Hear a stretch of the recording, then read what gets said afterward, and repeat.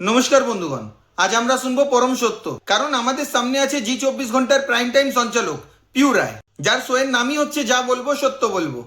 ইউসুফ পাঠানকে পদত্যাগ করিয়ে উপনির্বাচনে দাঁড়াতে চান মমতা ব্যানার্জি। ভোটের মাত্র 2 বছর হয়েছে, ভোটারদের দেওয়া সেই রায় তিনি অমান্য করতে পারেন না। পাঠান রাজি নন। বাহ, কি চমৎকার স্ক্রিপ্ট! নেটফ্লিক্সের পলিটিক্যাল থ্রিলারও ফেল করে যাবে দিদির এই দিল্লি চলো প্ল্যানের কাছে। কিন্তু দিদিমণি, সূত্রটা কোথা থেকে পেলেন? আপনার ঘরের পিছনে জানলা থেকে উঁকি মেরেছিলেন নাকি?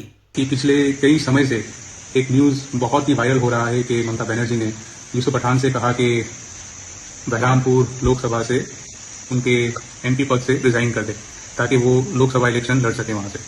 मुझे ममता बनर्जी ने कभी भी ये बात नहीं की। लास्ट मीटिंग भी हुई थी, वहां पे भी उन्होंने मुझे ये बात नहीं की और ना उन्होंने किसी ऑफिशियल पार्टी के किसी लीडर से ये बात कहलवाई। ये बात सरासर गलत है।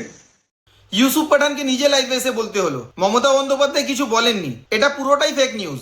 ছক্কা মারার জন্য ফেমাস ইউসুফ পাঠান এবার সোজা গদি মিডিয়ার উইকেট বোল্ড করে দিলেন। ম্যাডাম, শোয়ের নাম এবার বদলে রাখুন, যা বলবো বানিয়ে বলবো। কারণ সত্যের সাথে আপনাদের খবরের দূরত্বটা ঠিক ততটাই যতটা ডায়েট কন্ট্রোলের সাথে বিরিয়ানির। আর অন্ধভক্তদের বলবো, খবর দেখার আগে একটু যাচাই করে নেবেন, নইলে এই সত্য আপনাদের হজম শক্তি নষ্ট করে দিতে পারে।